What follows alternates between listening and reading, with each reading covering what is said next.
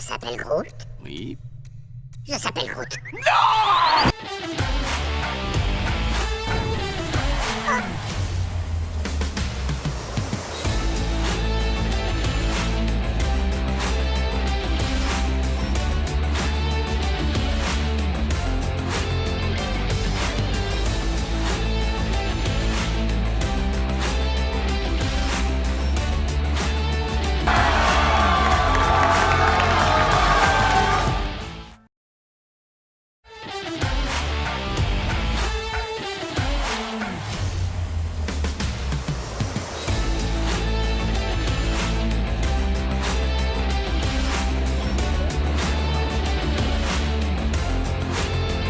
Bonjour, Lamine Talak est là pour Startup Live, 24h.info, Consulting Time et Mo Diez. Nous sommes en direct du salon Viva Technology.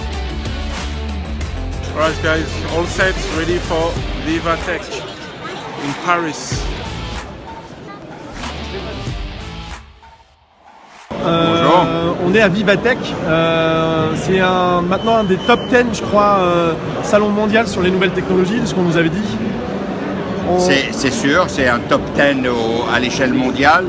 Je me demande même si c'est pas un top 5, mais en tous les cas, c'est probablement déjà le numéro 1 européen. Est-ce qu'aujourd'hui on peut dire que Vivatech est un événement français? C'est un événement mondial qui se passe en France. D'accord, c'est pas du tout pour promouvoir ni la francophonie ni la France, c'est un événement international mais qui se passe à Paris. C'est un événement international qui se passe à Paris et qui promeut Paris, la région parisienne et la France. C'est très important que les gens se rendent compte que la France est un pays dans lequel on peut faire des startups, on peut innover, on peut créer son entreprise, on peut faire des tas de choses. Et je tiens personnellement à ce que les gens tournent leur regard sur Paris et se disent c'est là que ça se passe. Donc moi je suis un enthousiaste de la mondialisation, mais je suis encore plus enthousiaste quand cette mondialisation passe par Paris. Est-ce que Vivatech restera parisien ou vous allez le faire aux États-Unis, en Asie? Est-ce que On a des propositions pour le faire ailleurs. On a plusieurs propositions. Pour l'instant, on veut d'abord le consolider à Paris. On va en faire un grand événement parisien très solide, très fort. Après, on regardera si oui ou non on le fait ailleurs. Mais pour l'instant, je n'ai pas accepté les propositions qui nous ont été faites parce que je considère qu'on n'a que 2 ans d'existence. C'est juste incroyable. Je veux dire qu'il faut quand même se réveiller. On n'imaginait pas ça. Ce qui prouve que les startups marchent parce que c'était une startup. Et imaginez que c'était une startup qui a été créée par un mec de 75 ans, par 2 grosses boîtes, puisque c'est Les Échos et Publicis, et que Les Échos appartiennent à LVMH, et que vous voyez donc ces espèces de grosses machines qui créent une start-up comme ça, qui fait marcher et qui réussit. Donc on voit bien que oui, parce la start-up, c'est pas uniquement un truc de mec de 20 ans. C'est offert à tout le monde et c'est en cela que je suis personnellement très enthousiaste parce que je crois que n'importe qui peut créer sa start-up. Aujourd'hui, c'est combien de participants à Vivatech? Écoutez, j'en sais fichtre rien. Ce que je sais, c'est qu'à midi, on avait déjà dépassé notre objectif de 50 000 visiteurs. Donc, on a déjà explosé les compteurs. Donc, on est beaucoup plus que l'année dernière. Des centaines de millions de pages vues. 160 pays nous ont référencés. Il y a plus de 40 pays qui sont présents. C'est juste incroyable. Vivatech, c'est aussi un des premiers événements en France, je pense, qui réunit les grands groupes et les startups. Je crois que c'est même unique.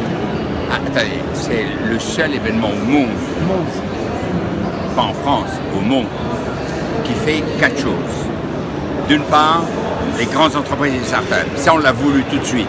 On a dit c'est important que les grandes entreprises accueillent des startups et commencent à collaborer parce que c'est important pour les entreprises d'être confrontées au phénomène startup et pour les startups de pouvoir collaborer avec des entreprises qui les aident à se développer. Donc ça, c'est la première chose.